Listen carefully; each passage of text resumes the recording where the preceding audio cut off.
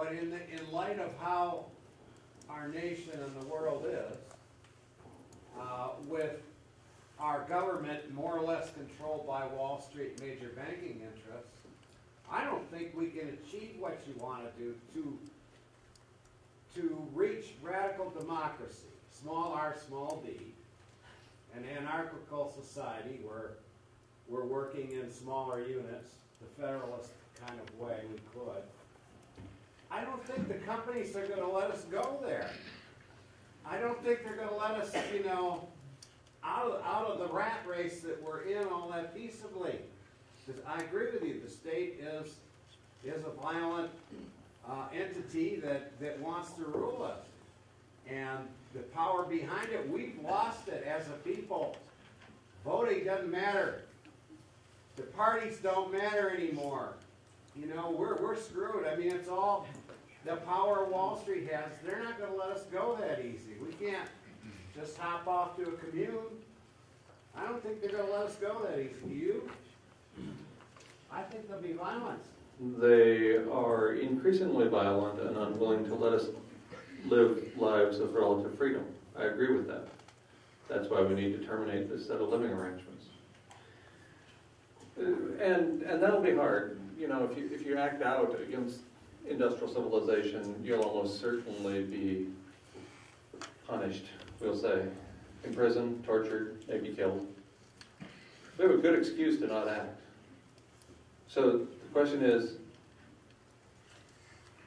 do you have the best excuse in the world to not act?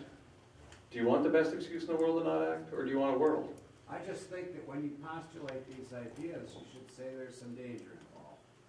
Oh. You should be more cautionary because Of course there's danger I know involved. what the state's about. I felt the nightstick on my head. I'm sorry I didn't make that clear. Of course the fascist surveillance police state, which I described in those terms, is not going to appreciate resistance. The second reason, after the moral imperative, I went back to the land as an act of resistance. There's the moral imperative for the way we live as an act of resistance against the dominant paradigm, to give me more time to spread these messages unappreciated by my previous employer. And so, over here first. I'd like to encourage everybody to do what I did today on the computer. Just type in your birth year and the words world population, any search engine you want. Find out how many people were living on the earth when you were born. For me it was 2.3 billion. It's more than tripled now, and this is just the lifetime of one person. The population of the world has tripled. You've mentioned that in passing a few times. We hear it in the news occasionally when somebody wants to say something, but nothing is ever done about it. And Dr. Paul Ehrlich years ago said India should just be ignored. There is nothing that can be done about India. It will very soon be the largest population in the entire world. It'll surpass China. What do you think can or should be done, or is it hopeless that we just keep piling more people onto this planet? Every day we go 205,000 more individuals into human population overshoot. Every single day we add 205,000 people to the planet. That's births minus deaths. This is huge and horrific. Using the most draconian policy known in the history of man, China produced a human population that within a single generation, the one-child policy, in a single generation, China grew from 1 billion to 1.3 billion people. The most draconian population policy in the history of the world didn't work. You know what works?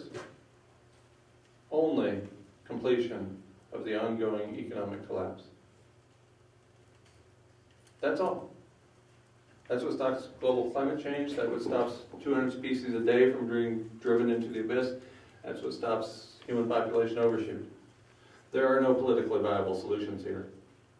You're not going to get somebody in Congress to run on the campaign of population reduction, greenhouse gas reductions and emissions, peak oil, and therefore economic collapse. Yeah, try running on that campaign. There are no politically viable solutions. It's time to give up on the savior state and call them Scotty. Scotty, beam me up. Is that Scotty? It is, isn't it?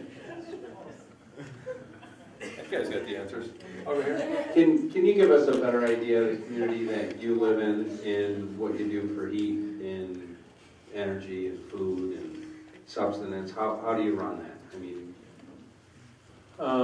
I share the property with a young family, a small family of human beings, a couple and their 8-year-old son who's actually in charge. This is on 2.6 acres, and we grow almost all of our own food, and our water is supplied by 2 solar pumps and a hand pump, by rainwater harvesting off 2 roofs. And there's a nearby river which worked for the first 12,000 years people were living there. That's the community in its narrowest form. And then there are a dozen people with whom we have a robust gift economy, and another 60 or 80 people with whom we have a periodic gift and barter economy. And there are 300 or 400 people within 5 miles, I would say. And so it's a pretty rural area in which people have taken responsibility for themselves instead of relying on the government. Self-reliance is huge and hugely respected. You know, after I moved there, I thought for about 2 seconds of calling a plumber when I had a problem, and I thought, my God, they'll run me out. You just fix stuff, or you call your neighbor to get him or her to help you fix stuff. Self-reliance is revered and expected. Appreciation that goes well beyond tolerance for other ways of living is appreciated. And it goes well beyond tolerance. So diversity in human lifestyles is a big deal there. So I know several multimillionaires and a bunch of people who live in a land trust that most people would most easily identify with if I called it an African village. It's 13 people sharing this property. There's a well in the center of the property. That's the only source of water. They pack water every day to their off-grid houses. They grow all of their own food. It sounds like an African village. It sort of looks like an African village. There are no African American people there. But it's modeled after that way of living. And then right up the road, there are those really, really wealthy people who we don't hold that against them or anything like that.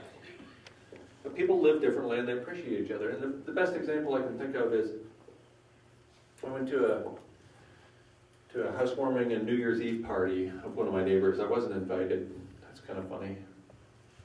We were at another party. There were 20 of us, and 2 of the people were invited to this other party. So they said, hey, let's go up to their house, to their party. And so all 20 of us went. So 18 of us crashed the party. And there were 150 people there. And the couple hosting the party are literary agents. Their house is on Madison Avenue, right? And their house, well, the room we were being entertained in was about the size of this room. That was the living room. It was ginormous. And I looked over at one point, and standing in the corner was the literary agent, a cowboy who worked for the local local cattle company. And he's dressed to the nines, right? He's got his ostrich skin boots and his pearl button cowboy shirt and his vest and his nice hat and everything. And I'm thinking the literary agent and this guy are probably at opposite ends of the political spectrum. And the third person talking with them is from the land trust. And he's wearing a rope belt and no shoes. We got a multimillionaire literary agent, a cowboy dressed to the nines because it's an opportunity to go out, and a guy from the land trust. And they stood there and talked to each other for 45 minutes as if they cared about each other, which they do. This is a really big deal. If we're going to thrive in the years to come, it'll be because we implement the kind of creativity and compassion and courage we are capable of demonstrating as human animals in the world. That's the only way forward.